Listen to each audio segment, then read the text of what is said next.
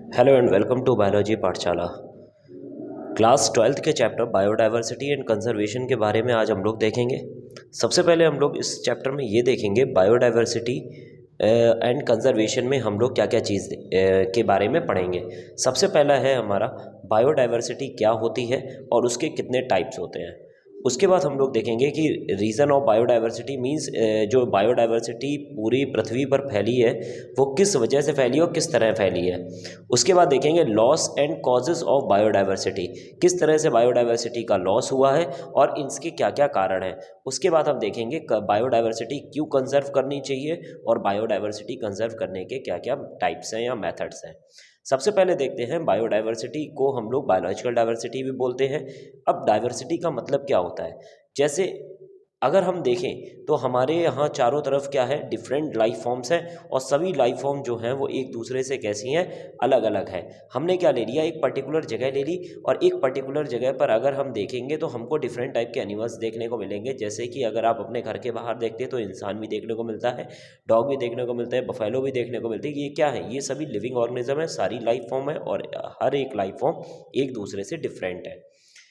Totality of biodiversity के अंदर हम लोग देखते हैं एक रीजन के अंदर डिफरेंट टाइप के जीन्स, हर एक ऑर्गेनिज्म में डिफरेंट टाइप के जीन्स हैं, डिफरेंट टाइप की स्पीसीज और डिफरेंट टाइप का इकोसिस्टम के बारे में देखते हैं। अगर मान लीजिए कोई एलियन पृथ्वी पर आता है तो वहाँ पर वो क्या देखेगा कि बैक्टीरिया की 8 अप्रॉक्स कितने लाख प्रजातियाँ हैं, 150 लैक्स अप्रॉक्स जो है वो स्पीसीज़ है। एल्गी की 2500 स्पीसीज़ है, एंजियोस्पर्म की 15,000, ऑर्थ्रोपोड्स की 57,000 अप्रॉक्स और मैमल्स की इतनी स्पीसीज़ जो हैं वो एक पर्टिकुलर रीजन पर वहाँ उसको देखेंगे तो वो समझेगा कि यहाँ पर डिफरेंट टाइप की क्या है, लाइफ फॉर्म है। अगर हम बायोडाइवर्सिटी के टर्म के बारे में बात करते हैं तो बायोडाइवर्सिटी टर्म जो सबसे पहले जिन्होंने बनाया था या क्वाइंड किया था उनका नाम है डब्ल्यू रोजन या फिर उनको बोलते हैं वॉल्टर रोजन। लेकिन बायोडाइवर्सिटी टर्म का सबसे ज़्यादा यूज़ जो किसने किया था, उनका नाम है एडवर्ड विल्सन। तो एडवर्ड विल्सन ने सबसे ज़्यादा यूज़ किया है, लेकिन क्वाइंड किसने किया है, वॉल्टर रोजन ने किया है। बायोडाइवर्सिटी को हम लोग तीन कैटेगरी के बेसिस पर हम लोग स्टडी करते हैं। सबसे पहली हमारी कहलाती है जेनेटिक डाइवर्सिटी, उसके बाद कहलाती है स्पीसीज डाइवर्सिटी, देन हमारी आती है इकोलॉजिकल डाइवर्सिटी। अगर हम देखें तो जेनेटिक डाइवर्सिटी का मतलब क्या होता है, जैसे मान लीजिए आपने एक पर्टिकुलर जगह देख ली और एक पर्टिकुलर इन्वायरमेंट के अंदर हम लोग ये देखते हैं एक स्पीसीज जो है वो डिफरेंट डिफरेंट जगह पर अपना अलग अलग मॉर्फोलॉजिकल या स्ट्रक्चरल कैरेक्टरिस्टिक्स दिखाती है। जैसे हमने देखा कि एक जगह ले ली और वहाँ पर एक स्पीसीज़ को हमने सेलेक्ट कर लिया कि हम ह्यूमन स्पीसीज़ या मैंगो की स्पीसीज़ को क्या करेंगे, हम लोग आइडेंटिफाई करेंगे। और वहाँ पर जब हम लोग मैंगो की स्पीसीज़ को आइडेंटिफाई करते हैं तो हम देखते हैं कि एक पर्टिकुलर जगह पर इंडिया के अंदर डिफरेंट टाइप की मैंगोज़ की वैरायटी यहाँ पर पाई जाती हैं। सेम स्पीसीज़ है, mango means Mangifera indica same species है, लेकिन उसकी वैरायटी कहीं आपको बड़ा देखने को मिलेगा, कहीं छोटा देखने को मिलेगा। और ये सब किस वजह से होते हैं, जीन्स की वजह से। तो हम लोग कह सकते हैं जेनेटिक डाइवर्सिटी का मतलब क्या होता है, variation of genes within a species.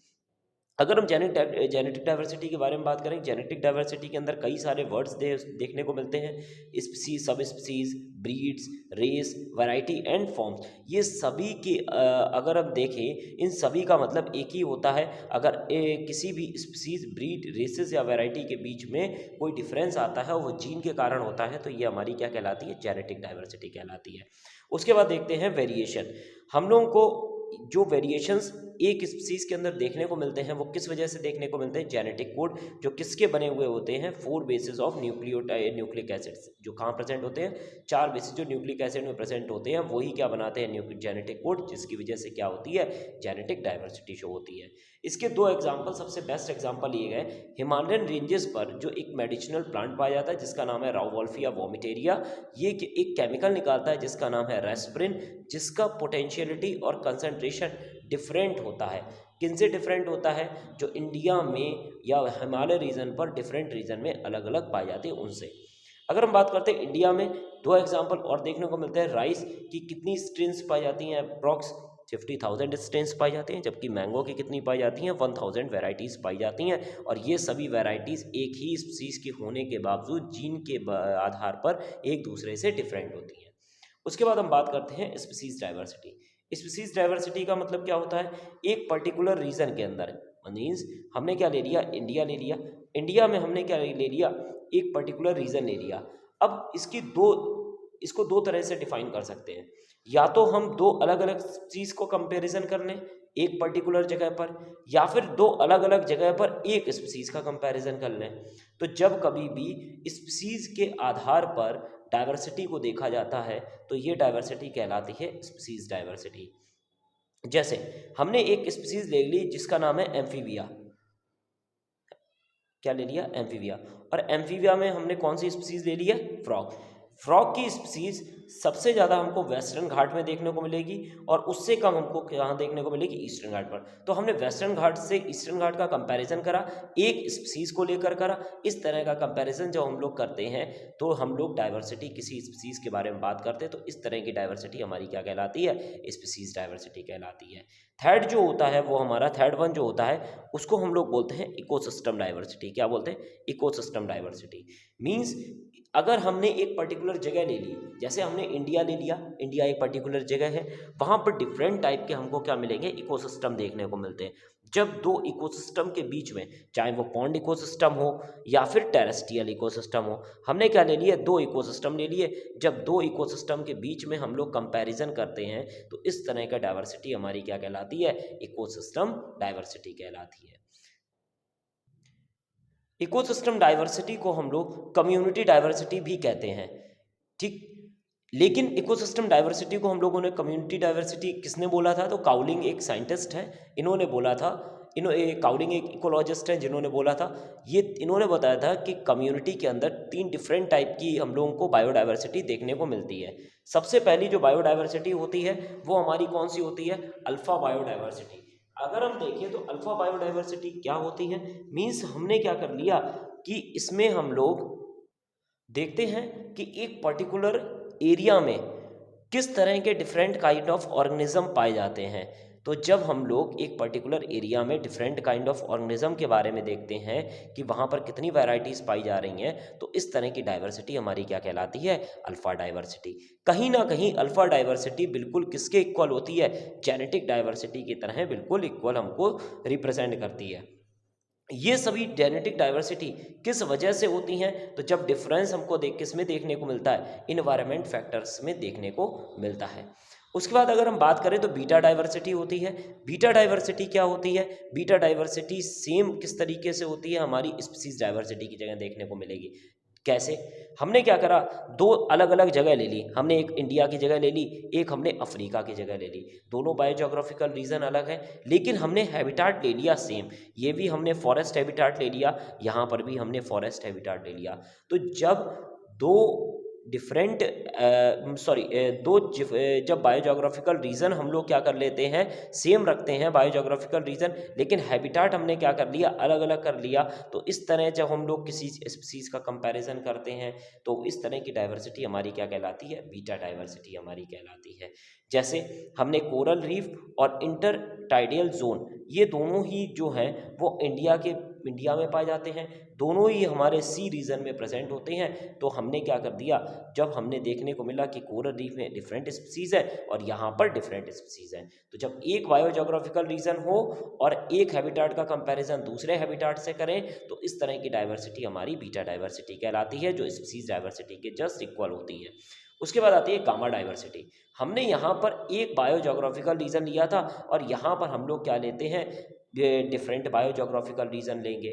जो हमने वहाँ पर अफ्रीका और इंडिया लिया था वो यहाँ पर एग्जांपल होगा, अफ्रीका एक जगह ले लिया हमने और एक जगह हमने क्या ले लिया, इंडिया ले लिया। लेकिन हैबिटाट कैसा लेंगे, सेम लेंगे। मींस यहाँ पे भी हम लोग फॉरेस्ट हैबिटाट ले रहे हो, यहाँ पे भी फॉरेस्ट। जब डिफरेंट बायोजोग्राफिकल रीजन हो, मींस जगह जहाँ जोग्राफिकल रीजन ले रहे हैं वो डिफरेंट होना चाहिए लेकिन हैबिटाट सेम होना चाहिए। या तो फॉरेस्ट में रहे तो हमको फॉरेस्ट से कंपैरिजन करेंगे, पॉन्ड में रहे तो पॉन्ड में कंपैरिजन करेंगे। इस तरह की जो हम लोग डिफरेंसेस देखने को मिलती है, इस तरह की डाइवर्सिटी जो देखने को मिलती है वो हमारी डाइवर्सिटी क्या होती है, गामा डाइवर्सिटी होती है। जिसका एग्जाम्पल गल्फ ऑफ कच्छ जो हमारे गुजरात में है, कच्छ का रण, और उसके बाद में अंडमान। जब इन दोनों के बीच में हम लोग कंपैरिजन देखते हैं, दोनों ही इंडिया के पार्ट हैं लेकिन दोनों ही एक दूसरे से बिल्कुल डिफरेंट हैं। एक हमारा ईस्टर्न कोस्ट साइड पड़ता है और दूसरा हमारा वेस्टर्न कोस्ट साइड पड़ता है। ये हिमालयन रीजन है, ये हमारा डेजर्ट रीजन है। ठीक, अब हम लोग बात करते हैं, एक पॉइंट देके रखा हुआ है एनसीईआरटी में, स्पीसीज डाइवर्सिटी डिक्रीजेस। मींस अगर हम अर्थ को देखें तो अर्थ में हम लोग देखते, जब भी देखते हैं अर्थ को हम लोग, जब भी देखेंगे तो हम देखेंगे जब भी हम इक्वेटर से ऊपर की तरफ जाते हैं, मतलब दूर जाते हैं, तो हमको स्पीसीज डाइवर्सिटी मींस वहां पर पाई जाने वाली, एक पर्टिकुलर जगह पर पाई जाने वाली जो स्पीसीज है, धीमे धीमे कैसी होती रही, कम होती रहती। कहीं पर आपको 10,000 देखने को मिलेंगे, कहीं को 20,000 देखने को मिलेंगे, लेकिन धीमे धीमे कैसी होती रहेंगी, कम होती रहेंगी। तो इस तरह जो हम लोग को देखने को मिलता है कि स्पीसीज डाइवर्सिटी जो है, जब भी कभी भी इक्वेटर से पोल की तरफ जाते हैं तो हमको कैसी हो जाती है, स्पीसीज डाइवर्सिटी डिक्रीज होते आती है। इसके मतलब कि सबसे ज़्यादा बायोडाइवर्सिटी हमारी कहाँ होगी, अर्थ के मिड रीजन पर प्रेजेंट होगी। जो मिड रीजन की लाइन को हम लोग, इमेजनरी लाइन को क्या बोलते हैं, इक्वेटर बोलते हैं।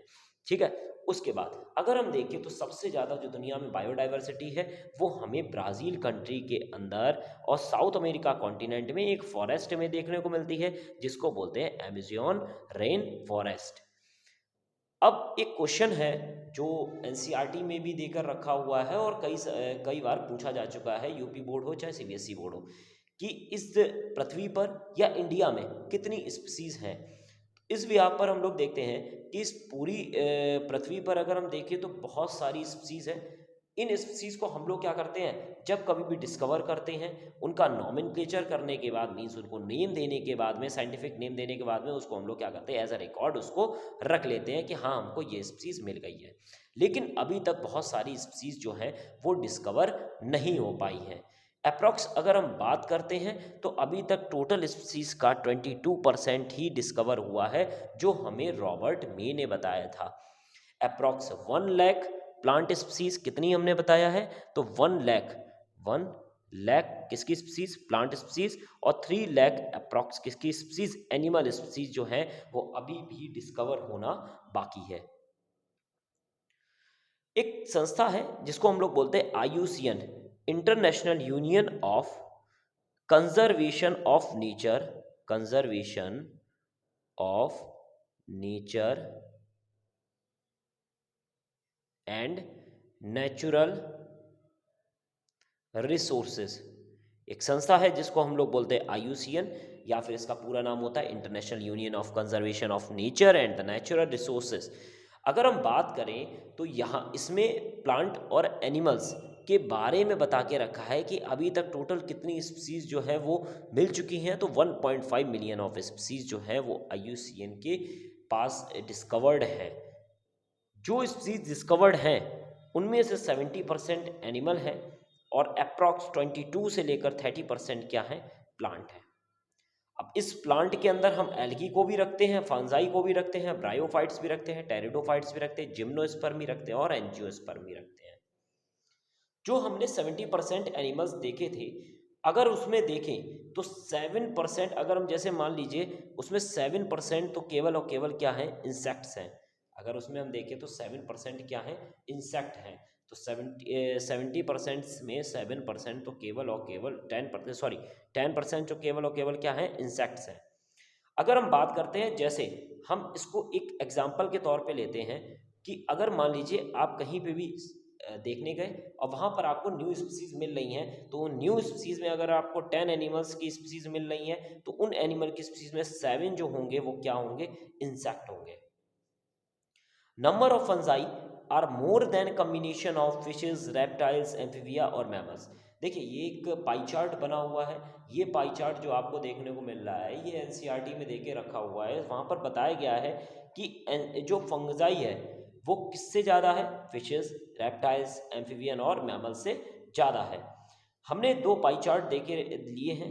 एक पाई चार्ट हमको ये रिप्रेजेंट कर रहा है कि मोर मतलब कि इंसेक्ट जो है वो मोलस, क्रस्टेशियन या अदर एनिमल्स से, मींस अदर एनिमल्स को अगर हम एक साथ रख दें और इंसेक्ट को एक तरफ रख दें तो इंसेक्ट ज़्यादा है, बाकी एनिमल्स जो है वो डिस्ट्रीब्यूशन में कम है। दूसरे में हम लोग अगर केवल और केवल वर्टिब्रेट्स का पाई चार्ट लें, किन का पाई चार्ट लें, वर्टिब्रेट्स का। अगर हम वर्टिब्रेट्स का पाई चार्ट लेते हैं तो वहाँ पर फिशेस की जो पॉपुलेशन है वो ज़्यादा है। और फिशेस किससे किससे ज़्यादा है, मैमल्स, रेप्टाइल्स, बर्ड्स और एम्फीबियन से ज़्यादा है। अब हम लोग देखते हैं रॉबर्ट मे ने, अभी हमने आपको बताया था रॉबर्ट मे ने अबाउट कितनी परसेंट बताया है कि 22% जो स्पीसीज है वो ही केवल कैसी हैं, रिकॉर्डेड है। अब हम लोग इंडिया के बारे में बात करते हैं। अगर हम देखें इस पूरी दुनिया में जितना भी लैंड एरिया है, मीन्स अगर वाटर एरिया हटा दे, जो हमारा 1/4 जो लैंड एरिया है उसमें इंडिया के पास अप्रॉक्स कितना परसेंट एरिया है, तो 2.4% है। इस 2.4% इंडिया के एरिया पर इस पूरी दुनिया की कितनी स्पीसीज पाई जाती है, तो 8.1% ऑफ स्पीसीज पाई जाती है। इसलिए हम कह सकते हैं कि इंडिया 12 मेगा डाइवर्स कंट्रीज में से एक है। अब देखिए मेगा डाइवर्स कंट्री क्या होती है। मेगा डाइवर्स कंट्रीज वो कंट्रीज होती हैं जिनमें सबसे ज़्यादा एनिमल हो, प्लांट हो या लिविंग ऑर्गेनिज्म की स्पीसीज जो है वो डाइवर्सिटी हमको देखने को मिलती है। ऐसे कंट्री जिनमें बहुत ज़्यादा स्पीसीज की डाइवर्सिटी देखने को मिलती है, ऐसी कंट्रीज को हमने क्या नाम दिया, मेगा डाइवर्स कंट्री। और ये कितनी है पूरी दुनिया में, 12 हैं, जिसमें इंडिया भी एक है। अब हम इंडिया के बारे में अगर हम बात करें तो इंडिया सबसे ज़्यादा मेगा डाइवर्स कंट्री है, जिसमें बायोजोग्राफिकल रीजन मीन्स ऐसे जोग्राफिकल रीजन जहाँ पर लिविंग ऑर्गेनिज्म पाए जाते हैं जो अपने इन्वायरमेंटल फैक्टर के आधार पर एक दूसरे से डिफरेंट है। अगर हम इनकी बात करते तो कौन कौन से हैं, हिमालयन रीजन, हिमालय प्रेजेंट होता है। ट्रांस हिमालय, हिमालय के पार वाला, मीन्स अगर हम देखें तो हिमालय हमारा ये रेंजेस यहाँ पर हैं। तो जो कश्मीर के पास वाली जो रेंजेस 3 पड़ती हैं, सियाचिन, लद्दाख एंड जास्कर, ये दोनों जो रेंजेस, तीनों रेंजेस पड़ती हैं, इन रेंजेस को ही हम लोग बोलते हैं ट्रांस हिमालय। उसके बाद desert, Rajasthan, semi arid region, Gangetic plain, Deccan peninsula, western ghat, eastern ghat, islands और नॉर्थन ईस्टर्न हिल्स। मीन्स आपका जितना भी ये अरुणाचल प्रदेश, म्यांमार वगैरह ये वाला जो पार्ट है, सॉरी मिजोरम वगैरह, ये हमारा किस में आ जाएगा, नॉर्थन ईस्टर्न हिल्स में आ जाएगा, जिसमें 7 सिस्टर कंट्रीज स्टेट आते हैं हमारे। अगर हम इन 10 बायोजोग्राफिकल रीजन में देखते हैं तो एरिया के अकॉर्डिंग सबसे बड़ा बायोजोग्राफिकल रीजन कौन सा है, डेक्कन पेनिनसुला। सबसे ज़्यादा स्पीसीज कहाँ पर देखने को मिलती हैं, तो वैसे तो आंसर अगर कभी भी ऑब्जेक्टिव आए तो वेस्टर्न घाट लगाएंगे, लेकिन ये दोनों जगह भी देखने को मिलती है, नॉर्थन ईस्ट और वेस्टर्न घाट। लेकिन मोस्ट प्रोबेबल आंसर आपका कौन सा होगा, वेस्टर्न घाट। इंडिया में अगर देखें तो अप्रॉक्स कितने परसेंट आपको फ्लावरिंग प्लांट देखने को मिलेंगे, 33%। कितने परसेंट मैमल्स, 10%। कितने परसेंट रेप्टाइल्स, 36%। फिशेस 53% और एम्फीबियन 60%। इंडिया में जो इंडेंजर्ड स्पीसीज हैं, मीन जो खतरे में आ चुकी हैं या जिनकी पॉपुलेशन धीमे धीमे कम हो रही है, उन स्पीसीज को कंजर्व करने के लिए हमारे पास कुछ इन सीटू कंजर्वेशन के पार्ट्स हैं। मीन्स उनको उनकी हैबिटाट में कंजर्व करना है, बचाना है हमको, तो उसके लिए हमारे पास नेशनल पार्क भी हैं, सैंक्चुरीज भी हैं, बायोस्फीयर रिजर्व हैं और कुछ वेटलैंड्स और वर्ल्ड हेरिटेज साइट्स भी हैं। अगर हम देखें तो इंडिया में पहले 100 नेशनल पार्क थे, अब हमारे पास कितने हैं, 105। सैंक्चुरीज पहले 503 थी, अब हमारे पास कितनी है, अपडेटेड डाटा हमारे पास कितना है, 525। 18 बायोस्फीयर रिजर्व हैं। वेटलैंड्स की अगर हम बात करें तो अप्रॉक्स कितनी है वेटलैंड्स, 35 वेटलैंड्स हैं हमारे पास इंडिया के पास। और अब हॉट स्पॉट्स कितने हैं इंडिया के पास, 4 हॉट स्पॉट्स हैं। 4 क्या है हमारे पास, हॉट स्पॉट्स हैं। हम लोग जो भी डाटा ले रहे हैं ये प्लांट्स और एनिमल्स के बीच में क्यों इसलिए ले रहे हैं क्योंकि अगर हम प्रोकैरियोटिक स्पीसीज के बारे में देखें तो प्रोकैरियोटिक स्पीसीज का अभी भी कोई भी टैक्सोनॉमिक मेथड जो है वो कन्वेंशनल ऐसा नहीं है जो उनके बारे में पुख्ता जानकारी देता हो। ठीक है, अब हम लोग बात करेंगे पैटर्न ऑफ बायोडाइवर्सिटी। सबसे इंपॉर्टेंट टॉपिक है पैटर्न ऑफ बायोडाइवर्सिटी, जिससे कई सारे क्वेश्चंस जो हैं वो बनते हैं।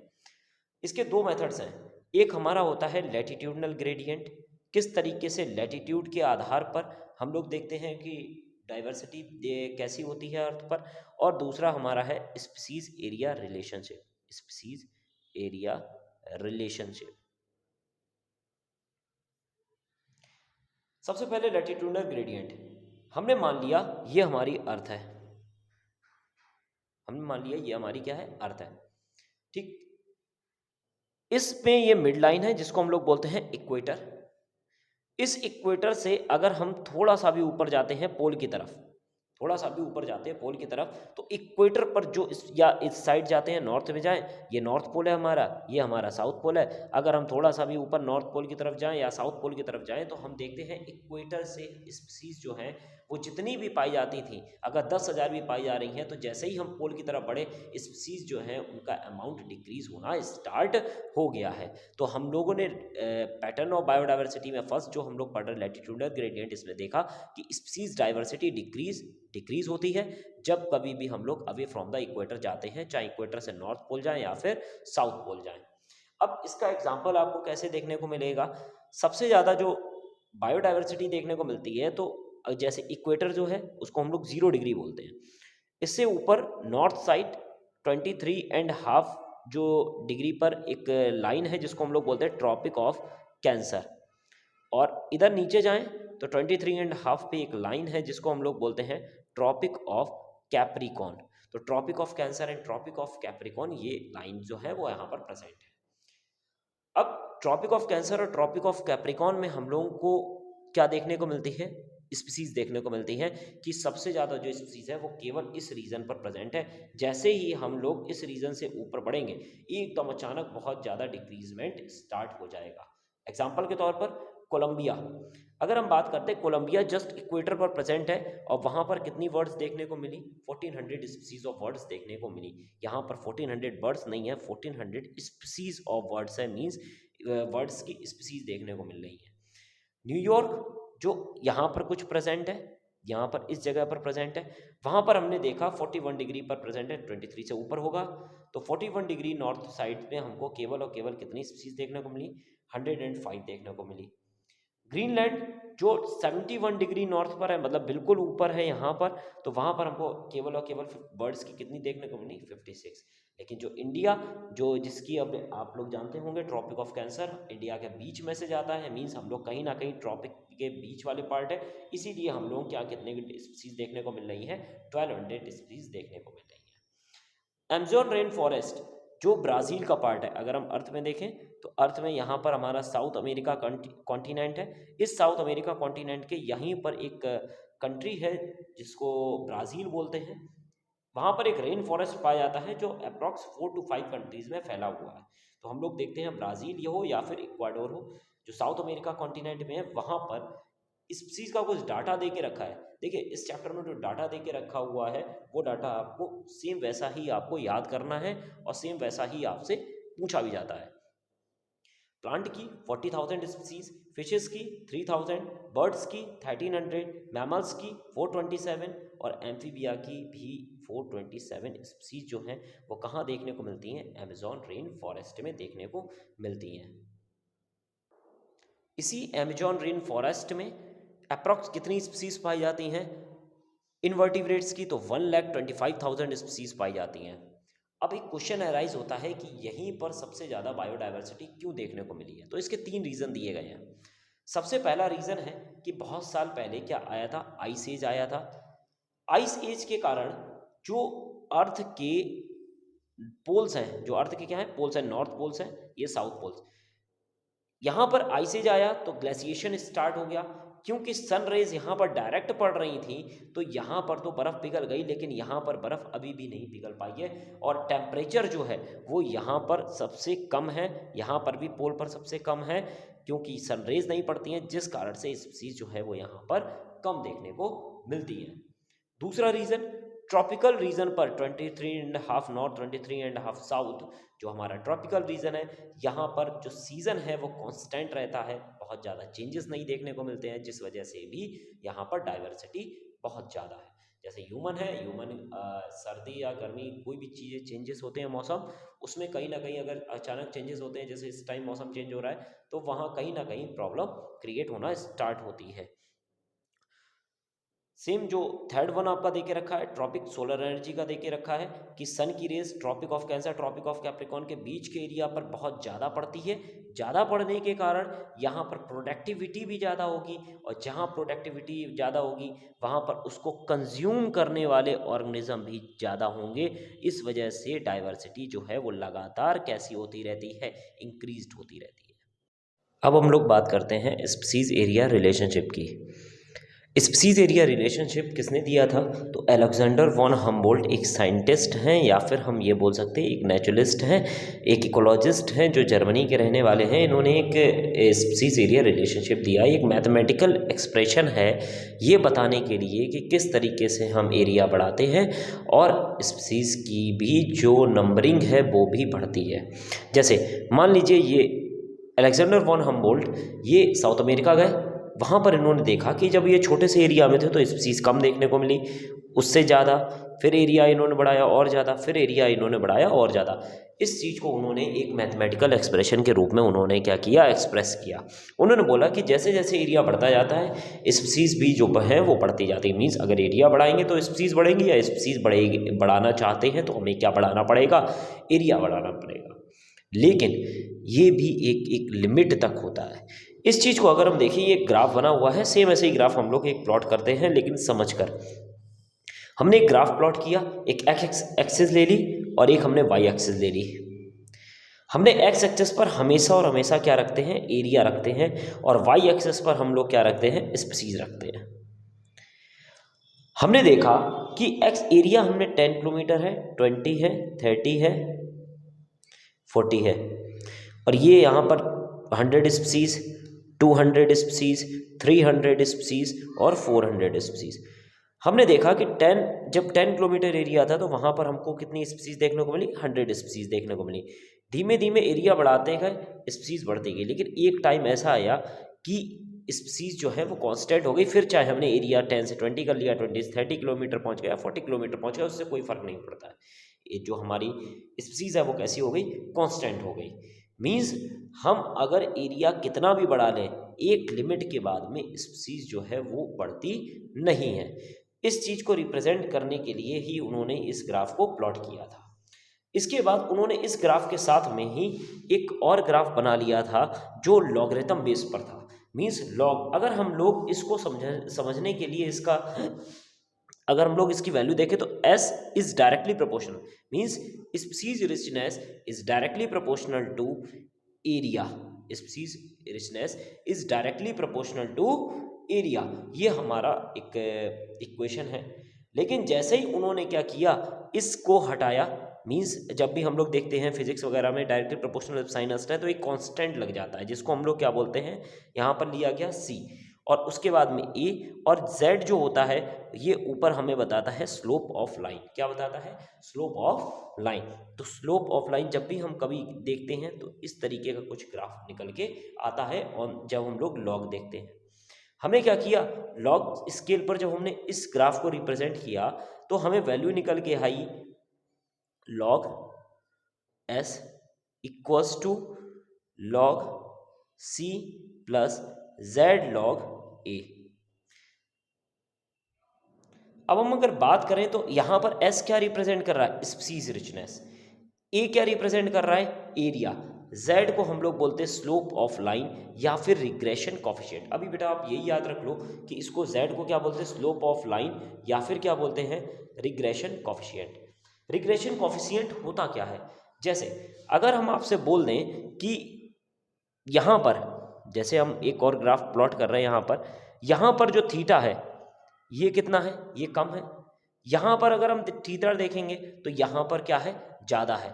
जितना ज़्यादा थीटा होगा, मीन्स जितना ज़्यादा ग्राफ प्लॉट करने पर थीटा निकल के आएगा, उतना ही ज़्यादा क्या होता है, स्लोप ऑफ रिग्रेशन होता है। मीन्स उतनी ही ज़्यादा क्या बढ़ जाती है, स्पीसीज बढ़ जाती है।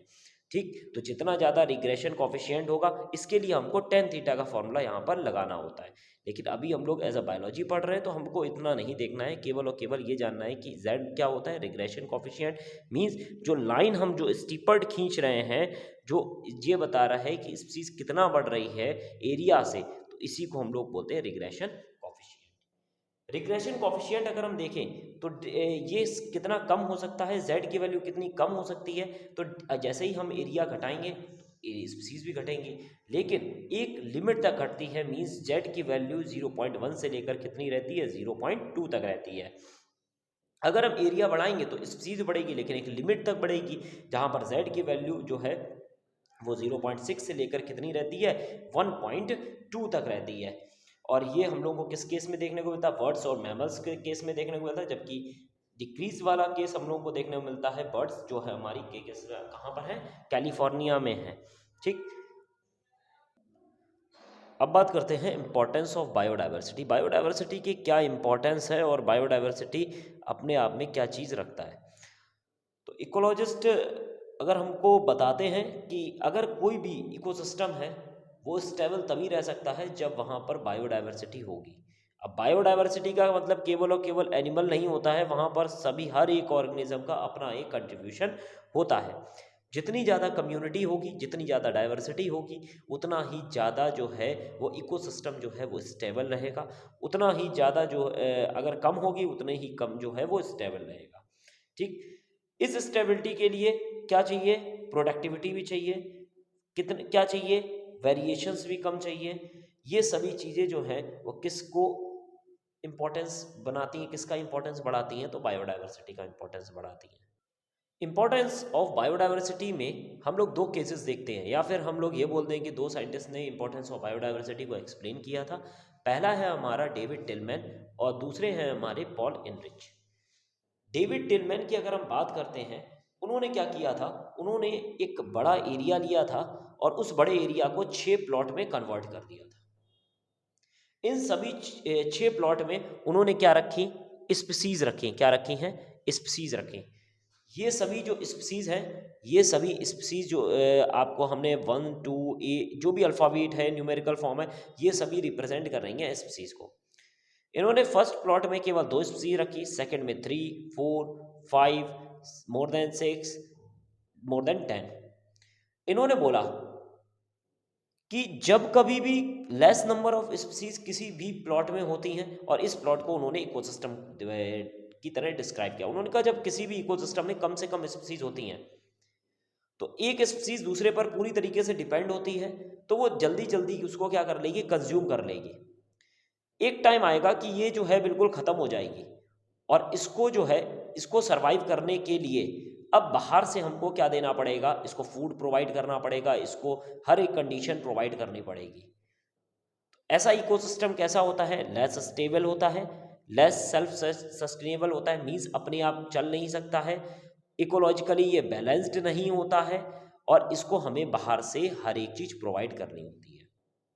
लेकिन अगर हम लास्ट वाला देखें, इस लास्ट वाले में बहुत सारी स्पीसीज हैं।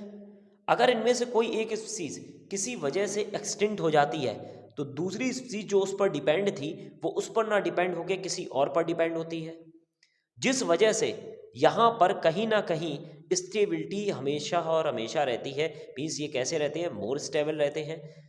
ये इकोसिस्टम को कभी भी आपको बाहर से कोई आउटर सोर्स से कोई चीज़ नहीं कंजर्व करनी पड़ती, या फिर कोई चीज़ नहीं देनी पड़ती, ना फूड सप्लाई देनी पड़ती है। मीन्स ये कैसा है, सेल्फ सस्टेनेबल है, अपने आप चलने वाला है, और इकोलॉजिकल बैलेंस्ड भी है।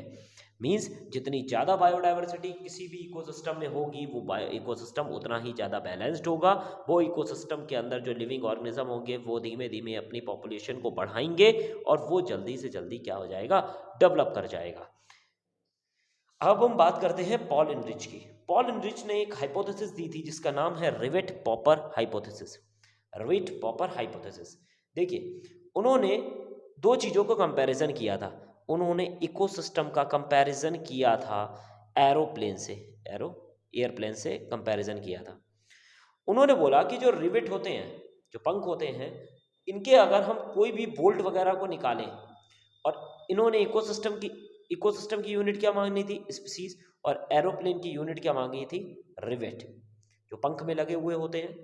इन्होंने बोला कि हम पंख से एक बोल्ट को निकाल लें और इकोसिस्टम से एक स्पीसीज को निकाल लें, कोई भी इफेक्ट नहीं होगा, ज़्यादा कोई भी इफेक्ट नहीं होगा, कुछ भी नहीं होगा।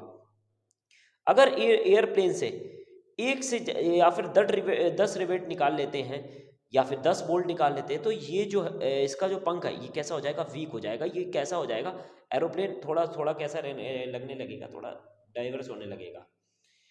इसी तरह अगर 10 स्पीसीज एक्सटेंड हो जाती हैं किसी इकोसिस्टम में, तो वो इकोसिस्टम भी कैसा हो जाता है, हल्का और हल्का कैसा हो जाता है, प्रॉब्लम क्रिएट करने लगता है।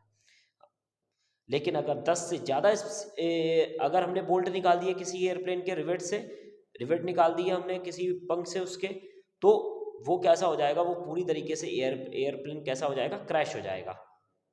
इसी तरीके से इकोसिस्टम से अगर 10 से ज़्यादा स्पीसीज एक टाइम पर निकलती हैं, तो वो इकोसिस्टम पूरी तरीके से कैसा हो जाएगा, धीमे धीमे वो कैसा होने लगेगा, डिस्ट्रॉय हो जाएगा। तो उन्होंने, पॉल एनरिच ने अपनी हाइपोथेसिस दी थी, रिवेट पॉपर हाइपोथेसिस, जिसमें उन्होंने इकोसिस्टम को एयरप्लेन से कंसीडर किया था और इको स्पीसीज को किससे इक्वल माना था, रिवेट से। और वहाँ पर उन्होंने बताया था किस तरीके से स्पीसीज एक एक अगर ख़त्म होती जाती है तो कैसे कैसे वहाँ पर नुकसान होता है। इस चीज़ को, फिनोमेना को क्या बोलते हैं, रिवेट पॉपर हाइपोथेसिस, जो पॉल एनरिच ने दिया था। अब हम लोग बात करते हैं loss of biodiversity. Means biodiversity किस तरीके से ख़त्म हो रही है, या जो क्या क्या बायोडाइवर्सिटी में अब तक ख़त्म हो चुका है। अगर हम देखें तो हमारे पास इवोल्यूशन के कोई ज़्यादा बेहतर एविडेंसेस नहीं है, लेकिन अगर हम देखें एक्सटिंक्शन मीन्स ख़त्म होने के किसी की स्पीसीज के, वो हमारे पास एविडेंसेस जो है वो पूरी तरीके से आज भी हमारे पास मौजूद हैं। पैसिफिक आइलैंड जो है, वहाँ पर कितनी स्पीसीज बर्ड्स की एक्सटिंक्ट हो चुकी हैं, 2000 स्पीसीज। IUCN ने 2004 में एक डाटा दिया था, जो डाटा उन्होंने कहाँ पर लिखते हैं वो लोग, रेड डाटा लिस्ट में रिकॉर्डेड होता है। उन्होंने बताया था अप्रॉक्स 784 स्पीसीज जो है वो एक्सटिंक्ट हो चुकी हैं, जिसमें इनवर्टिब्रेट्स की कितनी स्पीसीज एक्सटिंक्ट हुई थी, 359, 388 वर्टिब्रेट्स और 87 क्या हुए, प्लांट जो है वो एक्सटिंक्ट हुए थे। कब उन्होंने बताया था ये चीज़, 2004 में बताया था। इसके अलावा कई सारे ऐसे एक्सटिंक्ट एनिमल्स हैं जो अलग अलग जगह से एक्सटिंक्ट हुए थे, जैसे बाली, जावा और कैस्पियंस जो है वो टाइगर की स्पीसीज है। डोडो फ्लाइट लेस बर्ड है जो मॉरिशस से एक्सटिंक्ट हुई थी। क्वागा अफ्रीका से एक्सटिंक्ट हुआ है। थैलासेन ऑस्ट्रेलिया से एक्सटिंक्ट हुई है। स्टीलर सी काऊ और पैसेंजर पिजन ये दोनों रशिया से एक्सटिंक्ट हुए हैं। ये माना जा रहा है फ्यूचर में अप्रॉक्स 15,500 स्पीसीज जो है वो एक्सटिंक्ट होने को हैं, जिनमें 12% बर्ड्स हैं, 23% मैमल्स हैं, 31% जिम्नोस्पर्मिक प्लांट है और 32% एम्फीबियंस हैं। वो एम्फीबियंस है जो फ्रेश वाटर में रहते हैं। इन सभी का सबसे बड़ा रीज़न है पॉल्यूशन। एक्सटिंक्शन की अगर आप बात करें, एक्सटिंक्शन मतलब क्या होता है, जैसे मान लीजिए आपने सुना होगा पहले डायनासोर रहते थे और धीमे धीमे डायनासोर एक प्रलय आई जिसमें डायनासोर पूरी तरीके से क्या हो गए, खत्म हो गए। मीन्स किसी स्पीसीज का, उसके लास्ट इंडिविजुअल का प्रेजेंट ना होना ही क्या कहलाता है, उस स्पीसीज का एक्सटिंक्शन कहलाता है। अगर हम देखें तो अभी तक 3 टाइप्स के एक्सटिंक्शन हो चुके हैं। फर्स्ट को बोलते हैं नेचुरल एक्सटिंक्शन, जो बाय नेचर होता है। मीन्स कैसे भी अर्थ है, यहाँ पर नेचुरल कैलामिटीज़ हुई जिनसे क्या हो गया, अर्थ में नेचर के द्वारा क्या हो गया, नेचुरल एक्सटिंक्शन हो गया। दूसरा होता है मास एक्सटिंक्शन। मास एक्सटिंक्शन का मतलब होता है एकदम बहुत बुरी तरीके से एक्सटिंक्शन होना। मीन्स जैसे आप मानते हैं कि डायनासोर उस टाइम जो एस्टेरॉयड है वो पृथ्वी पर आकर टकराया था, तो वो मास एक्सटिंक्शन है। नेचुरल एक्सटिंक्शन, फ्लड का आ जाना, पूरी चीज़ का खत्म हो जाना, ये नेचुरल एक्सटिंक्शन है। एंथ्रोपोजेनिक एक्सटिंक्शन सबसे इंपॉर्टेंट है ये वर्ड, क्योंकि एंथ्रोपोजेनिक में जो एंथ्रो वर्ड यूज हुआ है वो एंथ्राइडिया से हुआ था, जिसका मतलब होता है ये स्पीसीज जो है जो एक्सटिंक्ट हुई हैं, इनमें किसका सबसे बड़ा हाथ है, ह्यूमन का। अभी तक टोटल 5 सबसे ज़्यादा मैसिव एक्सटिंक्शन हो चुके हैं। जो 5 एक्सटिंक्शन हो चुके हैं इसमें ह्यूमन का कोई भी रोल नहीं है, लेकिन जो छठा एक्सटिंक्शन होने वाला है ये पूरी तरीके से ह्यूमन के द्वारा ही हो रहा है, जो पहले के होने वाले 5 एक्सटेंशन से 100 से लेकर 1000 टाइम जो है वो तेजी से हो रहा है। अब हम अगर बात करें consequences of loss of biodiversity की, तो 3 चीज़ें हमको देखने को मिलती हैं। डिक्रीज इन प्लांट प्रोडक्शन कम होने जाएगा। रिड्यूस रेजिस्टेंस एडवर्स एनवायरनमेंट के अगेंस्ट। उसके बाद में increase variability of various ecological processes. अब बात करते हैं कॉजेज ऑफ बायोडाइवर्सिटी। बायोडाइवर्सिटी के लॉस होने के कुछ मेन कॉजेज हैं, जिनमें हम लोगों को सबसे मेन इंपॉर्टेंट 4 फैक्टर्स हमको देखने को मिलते हैं। पहला है हमारा ओवर एक्सप्लॉइटेशंस, दूसरा है हैबिटेशन एंड फ्रेगमेंटेशन, तीसरा है को एक्सटेंशन, चौथा है एलियन स्पीसीज इन्वेजन। अगर हम बात करें ओवर एक्सप्लॉयटेशन का मतलब क्या होता है, ओवर एक्सप्लॉयटेशन का मतलब होता है जैसे हमको कोई चीज़ फ्री की मिलती है तो उसको ज़्यादा यूज़ करना। नेचर में कई सारी ऐसी चीज़ें हैं जो ह्यूमन के लिए बहुत ज़्यादा यूज़फुल हो, चाहे वो कॉमर्शियली यूज़फुल होती हैं या हो सकता हो उसका यूज़फुल मेडिसिन के फील्ड में हो, इकोनॉमिकली हो, तो हम लोग उसका बहुत ज़्यादा क्या करने लगते हैं, यूज़ करने लगते हैं। तो बेसिक नीड जो इंसान की है वो उन चीज़ों को देखकर जो है, चाहे फूड हो चाहे शेल्टर, वो क्या धीमे धीमे क्या हो रही है, बढ़ रही है।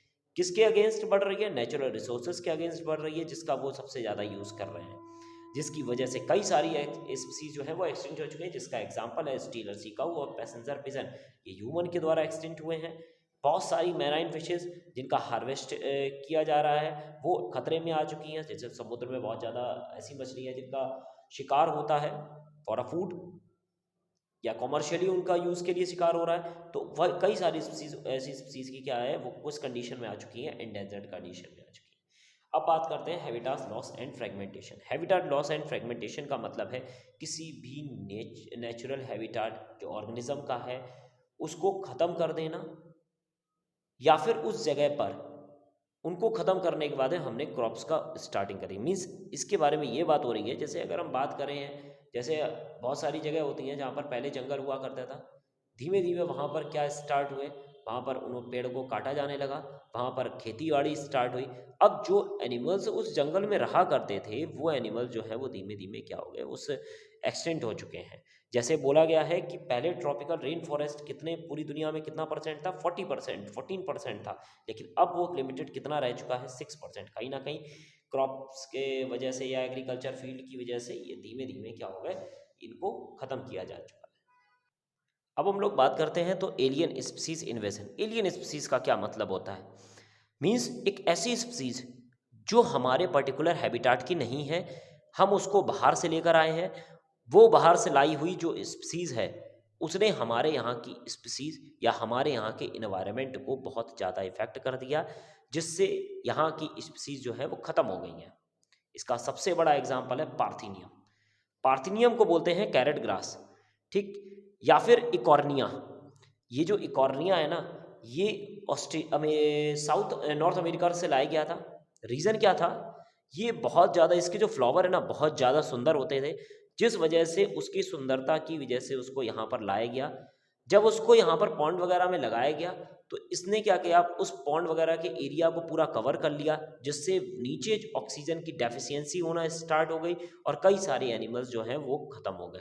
इसीलिए इसको हम लोग वाटर हेक्सिंथ बोलते हैं या फिर बंगाल टेरर बोलते हैं। इसी इकॉर्निया को बंगाल टेरर भी बोला जाता है। उसके बाद में कैटफिशेस जो है वो कहाँ, वो हमारी रिवर्स में आती है, ये भी थ्रेट कंडीशंस में आ चुकी हैं। लास्ट है हमारा को एक्सटेंशन। को एक्सटेंशन का मतलब होता है कोई भी स्पीसीज जो है वो दो एक साथ जब खत्म होती हैं, क्योंकि एक स्पीसीज दूसरी स्पीसीज पर डिपेंड है, अगर एक स्पीसीज खत्म होगी तो दूसरी अपने आप खत्म हो जाएगी। इस तरह का एक्सटेंशन हमारा क्या कहलाता है, को एक्सटेंशन कहलाता है। अब हम बात करते हैं तो कुछ और फैक्टर्स हैं, जैसे पॉल्यूशन हो गया, डिस्टरबेंस हो गया, ये भी कुछ फैक्टर्स हैं जो हमारे बायोडाइवर्सिटी के लॉस के कुछ मेन इफेक्ट को दर्शाते हैं। Biodiversity and conservation techniques, means biodiversity को क्यों कंजर्व करना है और उनको कंजर्वेशन की क्या क्या टेक्निक्स हैं। तो बायोडाइवर्सिटी को कंजर्व करने के तीन मेन रीजंस हैं। पहला है narrowly utilitarians arguments, broadly utilitarians arguments and ethical arguments. Means biodiversity में कई सारी ऐसी स्पीसीज होती है जिनका बहुत छोटा सा यूज़ है, इसलिए हमको उनको यूज़ करना है, उनको कंजर्व करना है। बहुत बड़ा रीज़न है जिस वजह से कंजर्व करना है, और जो हमारे एथिकल रीजंस है जिस वजह से हमको बायोडाइवर्सिटी जो है कंजर्व करनी है। कई सारे ऐसे लोकल के पीपल्स होते हैं जो वहाँ के इन्वायरमेंट में प्रेजेंट एनिमल हो या प्लांट स्पीसीज हो उनसे अपना फूड लेते हैं, उनको इकोनॉमिक बेनिफिट मिलता है, चाहे वो फायरवुड हो, फाइबर्स हो, वो वहाँ से खेती करते हैं और वहाँ से उनको क्या मिलता है, पैसा मिलता है, प्लस मेडिसिन मिलती है। मोर देन 25% ऑफ ड्रग्स जो है वो किससे मिलती है, प्लांट से मिलती है। और कितनी परसेंट, 25,000 ऑफ स्पीसीज जो प्लांट की हैं वो किसका प्रोडक्शन करती हैं, ड्रग्स का। कितने परसेंट, 25% ऑफ ड्रग्स। ब्रॉडली अगर यूज देखें तो ब्रॉडली यूज में हम देखते हैं, ब्रॉडली यूज में बहुत सारी यूजेस हैं। जैसे सबसे मेन रीजन है क्या है, अमेजोन जो फॉरेस्ट है, यहाँ पर 20% पूरी पृथ्वी पर जितनी ऑक्सीजन बनती है, प्रोडक्शन होता है, उसका 20% जो है वो केला कौन प्रोड्यूस करता है, अमेजोन फॉरेस्ट प्रोड्यूस करता है। उसके बाद एस्थेटिक प्लेजर, सुंदरता की वजह से भी हम लोग इसको बायोडाइवर्सिटी को कंजर्व कर सकते हैं। थर्ड, पॉलिनेशन थ्रू, क्योंकि बायोडाइवर्सिटी में कई सारे ऐसे ऑर्गेनिज्म है जो पॉलिनेटर की तरह बिहेव करते हैं। अगर पॉलिनेशन नहीं होगा तो आप ये समझिए, पॉलिनेशन नहीं होगा तो धीमे धीमे सारे के सारे जितने भी प्रोड्यूसर्स हैं वो प्लांट प्रोड्यूसर हैं वो धीमे धीमे क्या हो जाएंगे, खत्म हो जाएंगे। क्योंकि पॉलिनेशन ही नहीं होगा तो नई स्पीसीज नहीं बनेगी, नई स्पीसीज नहीं बनेगी तो यहाँ पर आपको प्रोडक्टिविटी कैसी हो जाएगी, जीरो हो जाएगी। उसके बाद इथिकल आर्गूमेंट्स।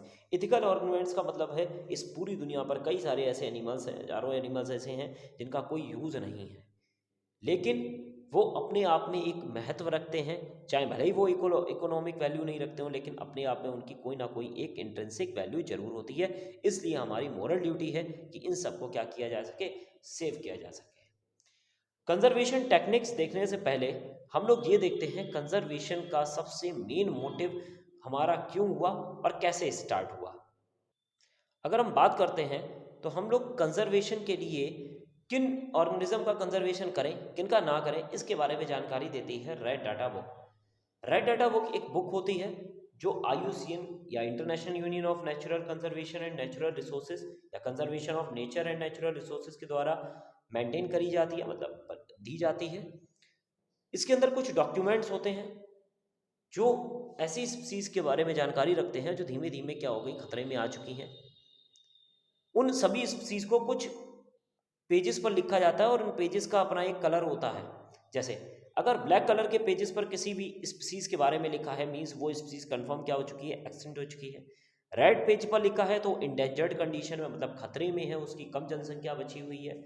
एम्बर पेजेस पर है तो वनरेबल है, मीन्स कहीं ना कहीं अभी उनकी जनसंख्या तो ठीक है लेकिन उनका हैबिटेट डिस्ट्रक्शन के कारण उनका आगे क्या हो सकता है, एक्सटिंक्शन हो सकता है।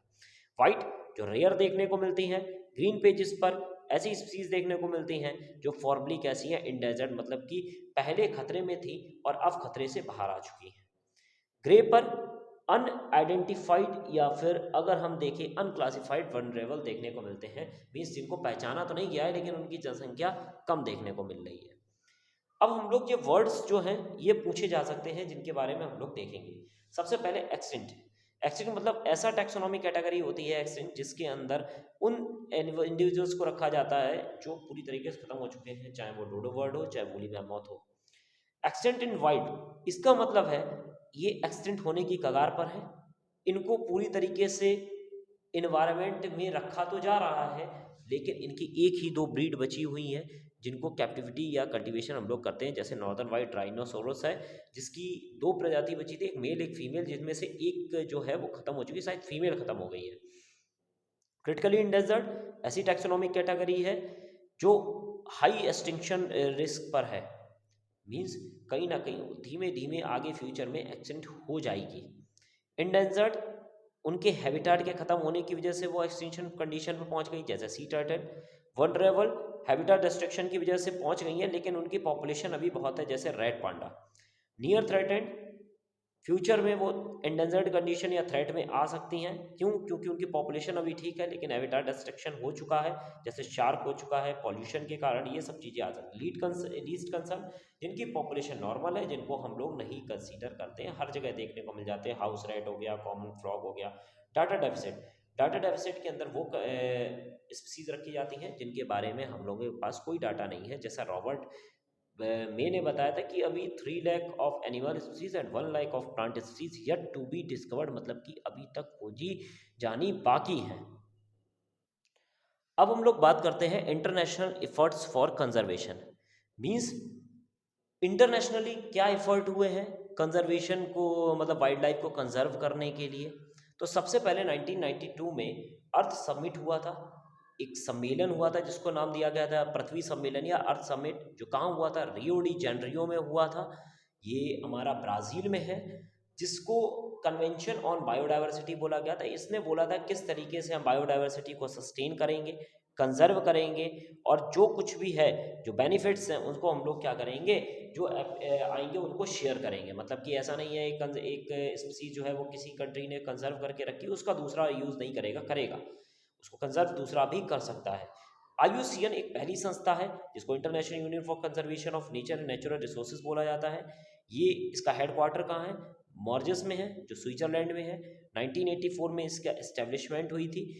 इसने क्या बोला था, इसने बोला था कि पृथ्वी पर जो कुछ भी स्पीसीज है जो एक्सटेंशन में है, इनका क्या किया जाएगा, कंजर्वेशन स्टार्ट किया जाएगा।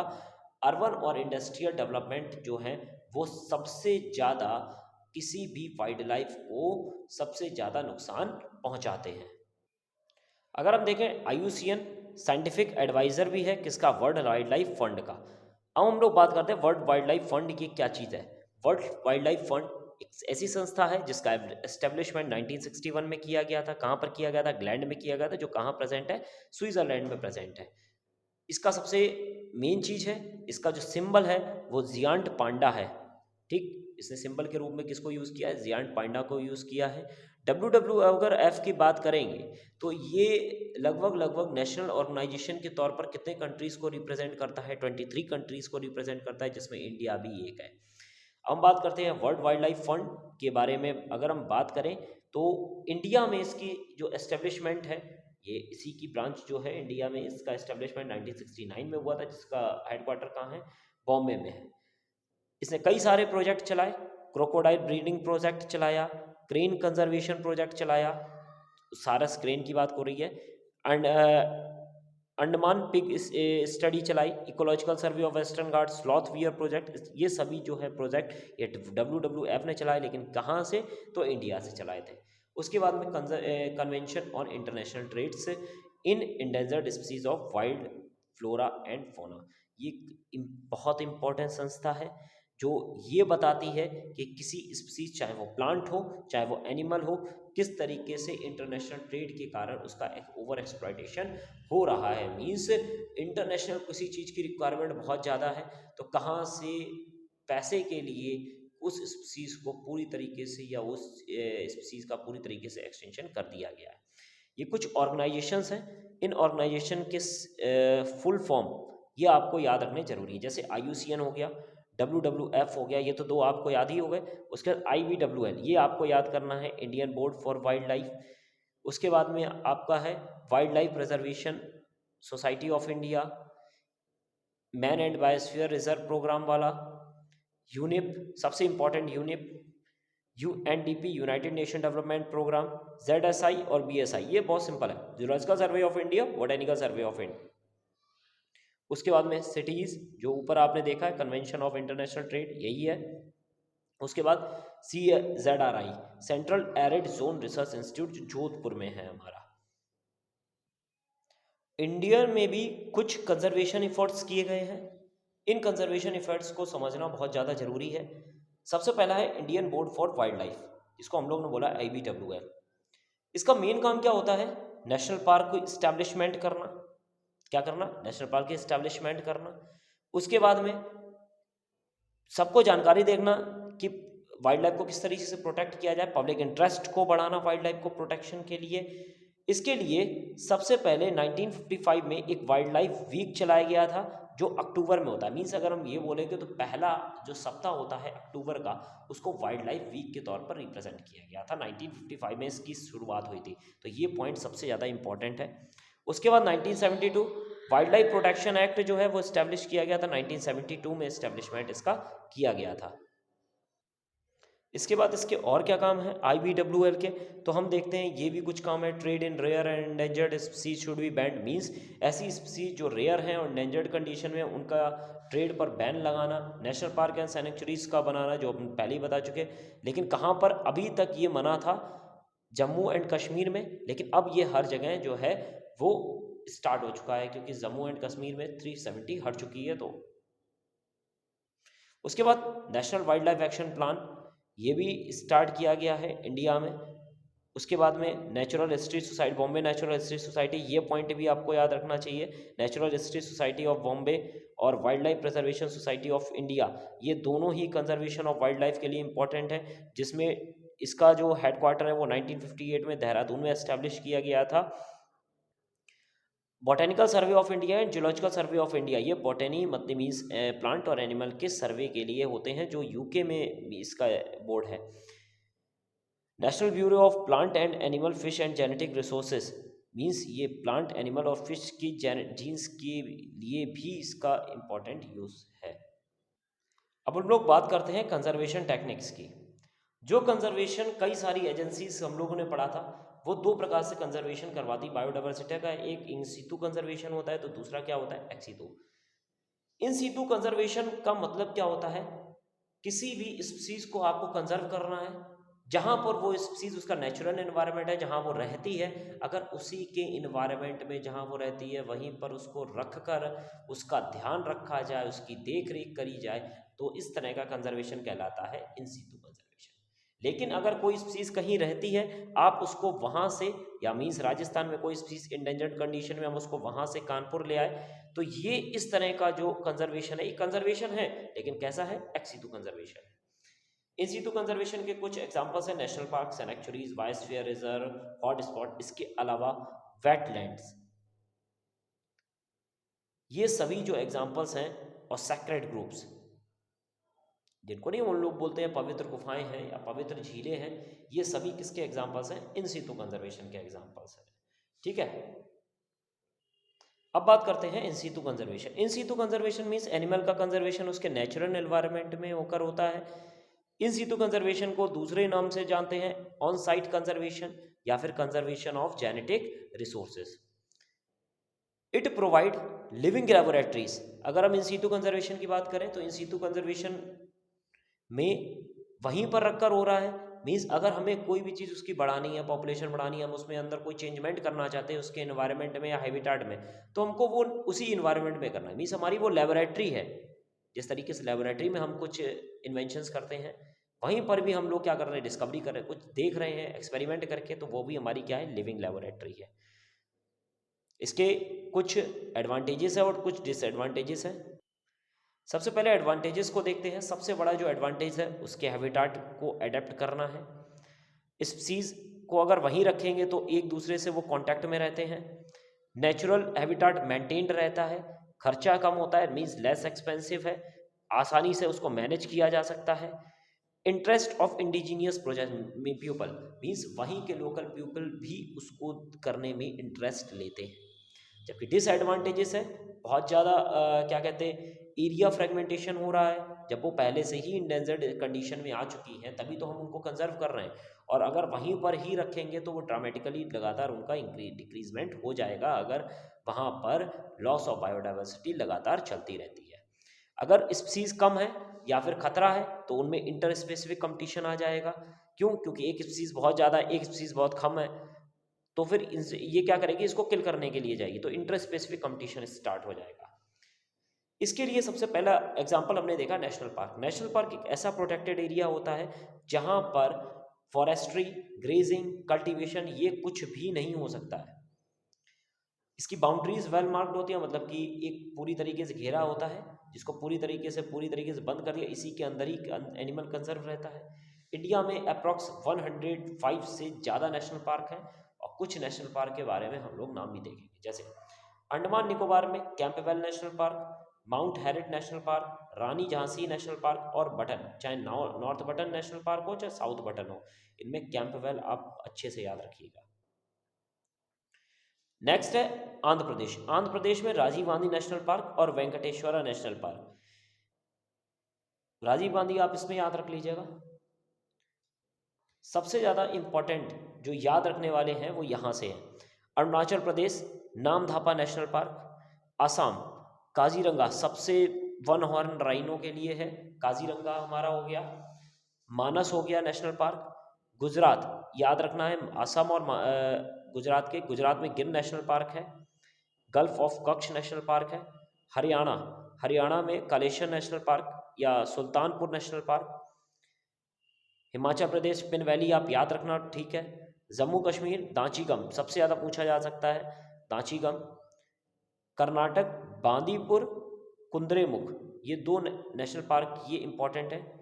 केरला में पेरियार पूछा जाता है, और silent valley. Silent valley India में सबसे ज़्यादा स्पीसीज डाइवर्सिटी शो करती है जो वेस्टर्न घाट पर है, इसीलिए इसका क्वेश्चन बन सकता है। राजस्थान याद रखना है, Sariska Keoladeo national park. Madhya Pradesh Kanha national park और पन्ना। टाइगर स्पीसीज ज़्यादा हैं, इसलिए इनको याद रखने जरूरत है। Uttar Pradesh Dudhwa national park. Biosphere reserve की अगर हम बात करें, नेशनल पार्क के बाद सेकंड है हमारा बायोस्फीयर रिजर्व। बायोस्फीयर रिजर्व एक बड़ा एरिया होता है जो नेशनल पार्क से बहुत ज़्यादा बड़ा होता है। अगर हम देखें तो 1971 के approx man and biosphere programme जो यूनेस्को के ने स्टार्ट किया था, उसके अंतर्गत इस बायोस्फीयर रिजर्व का सबसे पहले एस्टेब्लिशमेंट स्टार्ट हुआ। इंडिया में 1986 में सबसे पहला नेशनल पार्क खोला गया, जिसका नाम है Nilgiri biosphere reserve. Nilgiri biosphere reserve के अंदर जब हम लोग बायोस्फीयर रिजर्व के अंदर एनिमल का कंजर्वेशन करते हैं, तो वहाँ पर जो ट्राइबल पीपल्स होते हैं, जो जनजातियाँ होती हैं जो जंगल में रहती हैं, उनका भी कंजर्वेशन किया जाता है, मतलब उनकी भी देखरेख करी जाती है। इस प्रोग्राम का मेन मोटिव क्या था? जितनी भी टेरेस्ट्रियल या कोस्टल इकोसिस्टम हो उनको कंजर्व करना, नेचुरल डाइवर्सिटी और नेचुरल इकोसिस्टम और बायोडाइवर्सिटी के बीच में बैलेंस बना के चलना। बायोस्फीयर की अगर हम बात करते हैं, बायोस्फीयर के हमारे 3 तरीके के जोन होते हैं। जैसे हम बोलते हैं ये बायोस्फीयर है, तो इस बायोस्फीयर के अंदर 3 जोन हैं। सबसे अंदर वाला होता है कोर जोन, उसके बाद बफर जोन, उसके बाद आता है ट्रांजिशन जोन या फिर मैनिपुलेशन जोन। कोर जोन सबसे अंदर वाला एरिया होता है जिसमें केवल एनिमल्स को कंजर्व किया जाता है, कोई भी यहाँ पर नहीं होता, जनजाति भी नहीं होती है, ना कोई ह्यूमन एक्टिविटी नहीं होती है। बफर जोन क्या होता है? जहाँ पर टूरिस्ट एक्टिविटी तो नहीं होती है, लेकिन रिसर्चेज या फिर एजुकेशनल इन्वायरमेंट के लिए स्टार्ट कर सकते हैं वहाँ पर, इस वाले जोन में। और सबसे बाहर वाला जोन है, यहाँ पर सब कुछ हो सकता है, क्रॉपिंग भी हो सकती है, फॉरेस्ट्री भी हो सकती है, टूरिस्ट एक्टिविटी भी हो सकती है, लोकल बॉडी भी इसको यूज़ कर सकती है, लेकिन हंटिंग नहीं हो सकती है। ये ट्रांजिशन जोन में ये मेन पॉइंट है। कहीं कहीं पर हंटिंग देखने को मिल जाती है। सबसे पहला जो बायोस्फीयर रिजर्व है नीलगिरी, जो तमिलनाडु में है। उसके बाद नंदा देवी जो उत्तराखंड में है, सुंदरवन वेस्ट बंगाल में, तमिलनाडु में गल्फ ऑफ मन्नार है, मानस एंड डिब्रू सैखोवा असम में है, दिहांग देवांग अरुणाचल प्रदेश में, जिसमें आपको ये याद रखने हैं 4। और लास्ट है पन्ना, जो नेशनल पार्क भी है और हमारा बायोस्फीयर रिजर्व भी है, जो मध्य प्रदेश में है। नेक्स्ट आती है सैंक्चुरी। सबसे पहले नेशनल पार्क, फिर बायोस्फीयर, देन हम लोगों ने क्या पढ़ा? सैंक्चुरी। सैंक्चुरी एक ऐसा प्रोटेक्टेड एरियाज होता है जिसमें एनिमल को कंजर्व किया जाता है।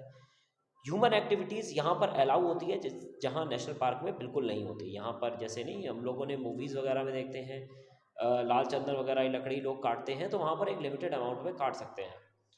बाउंड्रीज जो होती हैं ये सब ज़्यादा बड़ी होती हैं किससे? नेशनल पार्क से।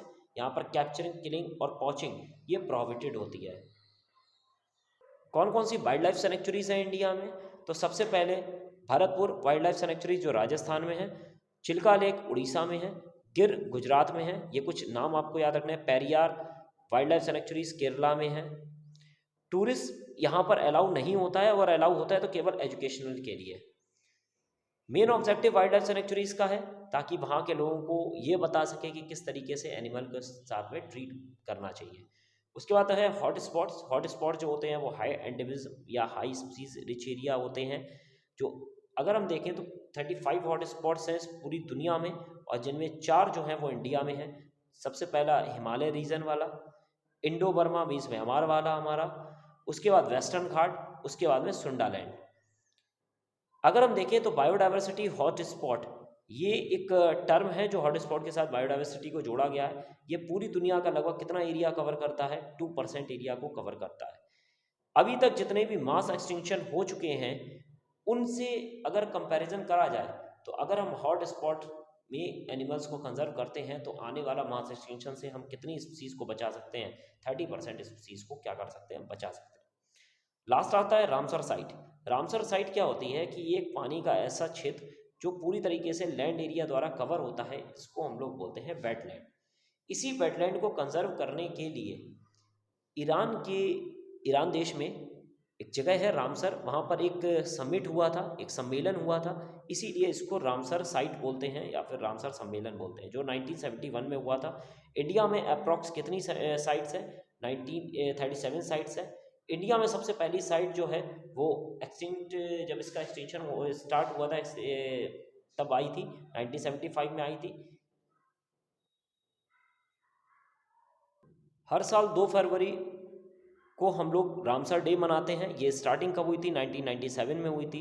पाला मिज़ोरम, सुल्तानपुर हरियाणा, लोनार लेक महाराष्ट्र, सुंदरवन वेस्ट बंगाल, ये सभी जो हैं वो रामसर साइट्स हैं।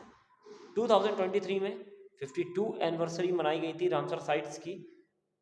इंडिया में जो सबसे न्यू रामसर साइट जोड़ी गई है वो है सांबर लेक, जो राजस्थान में प्रेजेंट है। इस वीडियो में हम लोगों ने बायोडाइवर्सिटी एंड कंजर्वेशन चैप्टर को अच्छे से देखा था। नेक्स्ट वीडियो में हम लोग वन शॉट वीडियोस के अकॉर्डिंग नेक्स्ट चैप्टर देखेंगे, microbes in human welfare. Thank you.